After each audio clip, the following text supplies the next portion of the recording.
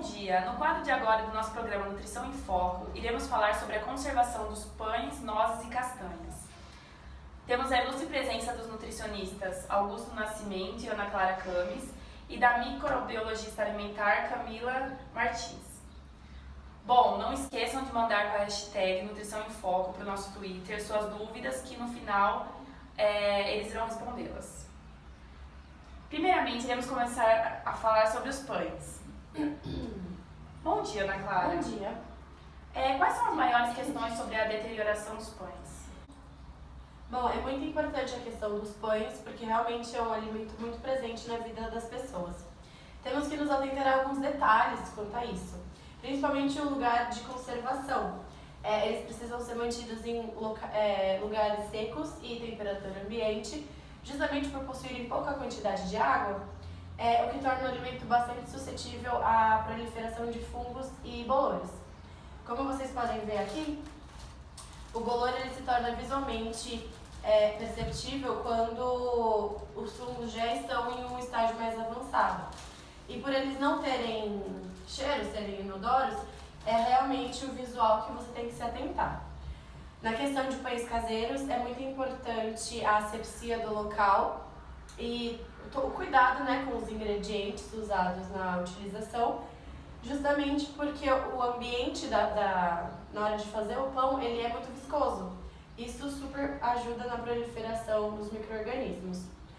Outra questão relacionada aos bolores é que se você tem um pão, um saco de pão e uma fatia está embolorada, não se deve consumir nenhuma das outras fatias do pão, justamente porque se ele apareceu em uma fatia, quer dizer que o fungo já se proliferou.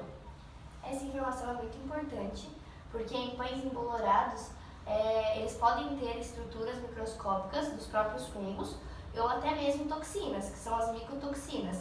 E ao ingeri-las, você pode adquirir reações alérgicas, infecção ou intoxicação, e elas podem gerar gastroenterite.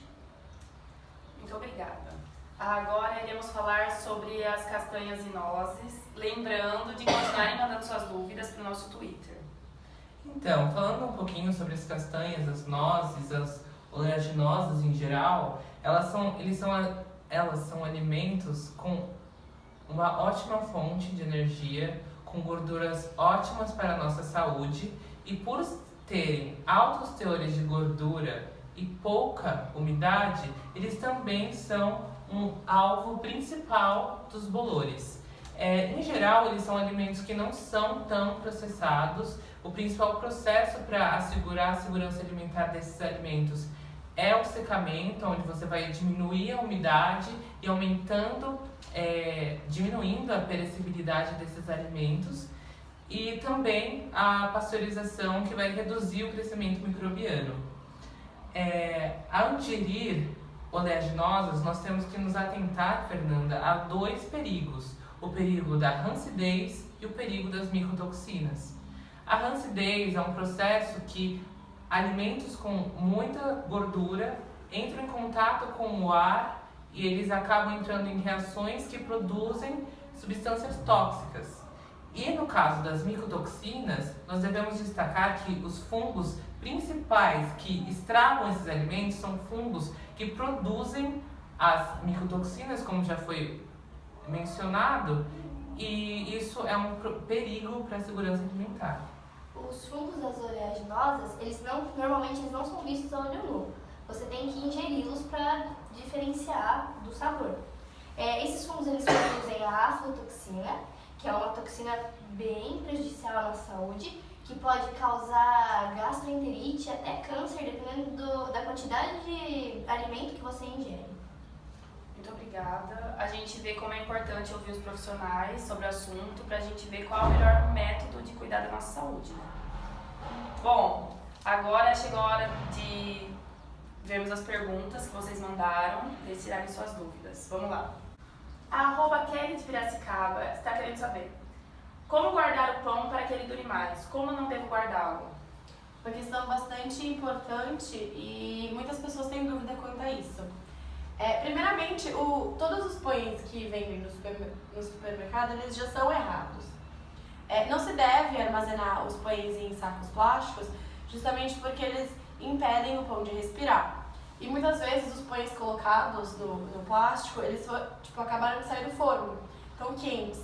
Isso faz com que o ambiente, ou seja, o saco plástico, fique úmido e é um ótimo ambiente para a proliferação de micro-organismos. O ideal é embrulhar os pães em panos ou sacolas de panos, desse jeito eles conseguem respirar. Outra coisa é que esses próprios pães que vêm no saco plástico já vêm fatiados. O ideal é cortar o pão, fatiar o pão de acordo com a demanda de consumo, justamente para evitar uma grande exposição ao ar, diminuindo as chances de micro-organismos. E sobre os congelamentos dos pães? Congelados, muito legal. Muitas pessoas acham que não se deve congelar pão, mas é super ok, pode congelar o pão e pode congelar inclusive fatiado e em saquinhos plásticos. Mas a melhor forma seria já congelar pães frescos, justamente porque quando eles descongelam eles têm um melhor sabor e uma melhor textura, como se o pão fosse fresquinho na hora. Muito obrigada, Ana. Vamos lá para a próxima, @Nathalie de Botucatu. Por que o pão francês endurece e o pão de forma não? Posso comê-lo duro? Então, na verdade, o pão de forma ele é um alimento muito mais processado e industrializado do que o pão francês tradicional. O pão de forma ele vai ser inserido com gordura e conservantes, que são substâncias que vão perpetuar as propriedades desse alimento para que ele continue um alimento aceitável por um maior período de tempo. Já o pão francês, que ele vai ter receitas mais tradicionais nas padarias, ele não vai ter tanta química. Por essa razão, ao contato constante com o ar, ele pode perder umidade e pode se tornar com aquele aspecto ressecado e duro. Mas isso não quer dizer que a gente não pode comê-lo, Fernanda. O pão, se ele não tiver sinais de emboloramento e ele não tiver velho, nós podemos sim usá-lo para fazer torradas, por exemplo. É isso, muito obrigada. Vamos para a próxima. @Fátima de Mogi. A minha mãe comeu um pão que tinha uma parte mofada. Ela cortou e comeu a parte que não estava danificada. Contudo, ela passou mal depois. Por que isso acontece? A gente não pode afirmar com toda certeza que a causa dela ter passado mal foi por causa do pão. Mas há uma grande possibilidade. Porque, como a gente já tinha dito, o pão é um alimento poroso. E com isso, uma parte dele tem bolores, todo o pão vai ter bolor. Então ela pode ter, sim, consumido bolor. E aí isso gerado essa intoxicação, alguma coisa. Mas é necessário exames para isso. Muito obrigada. @Pedro de Jacareí.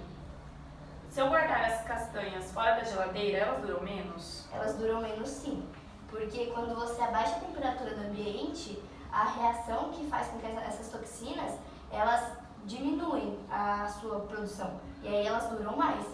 Então, isso também envolve com casca e sem casca. Com casca, o alimento está muito mais seguro. Então, é recomendado que você ingira alimentos com casca e com baixa temperatura, assim eles duram muito mais.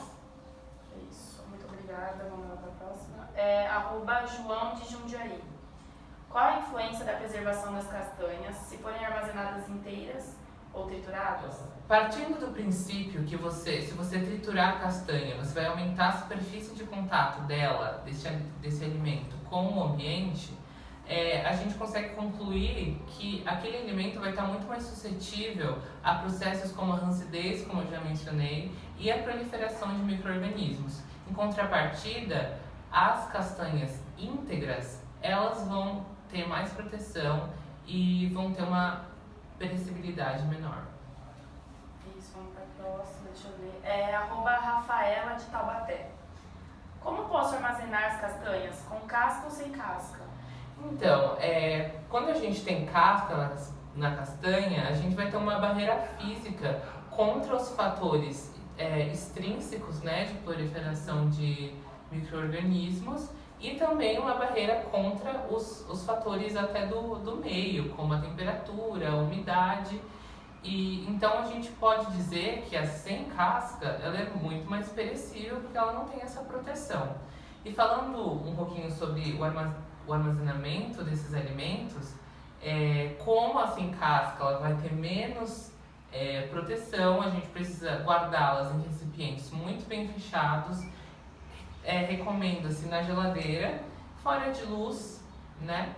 E já com casca a gente pode ficar um pouco mais tranquilo, a gente pode só guardá-las em um recipiente muito bem fechado, mas em temperatura ambiente elas duram um tempo bom. Muito obrigada, Augusto. Agora vamos para a última pergunta, que é da @Maria de Barretos.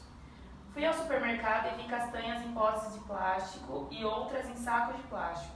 Tem diferença? Qual é o melhor? Olha, tem diferença sim, Fernanda, mas a diferença básica é do tempo de conservação e até quanto tempo é recomendado consumo. As castanhas que vêm em potes, é recomendado que sejam consumidas em até 100 dias, enquanto as que vêm em saco plástico em até 200 dias. Mas caso a pessoa queira armazenar por um tempo maior que os 200 dias, é recomendado que compre as castanhas que vêm naqueles sacos com uma barreira maior, por exemplo, aqueles com alumínio dentro. Tipo os sacos de salgadinho que vem dentro do supermercado. Agora, uma recomendação importante é que não se consuma oleaginosas a granel, justamente porque é uma mistura, você não sabe a procedência de uma, não sabe o tempo de outra, e se uma estiver contaminada, é muito provável que tenha contaminado os outros, levando a uma deteriorização do produto. Muito obrigada, Ana. Agradeço muito a presença de vocês aqui no programa, agradeço a participação do pessoal de casa também, e eu espero muito que vocês tenham gostado e até a próxima. Tchau, tchau. Tchau, tchau.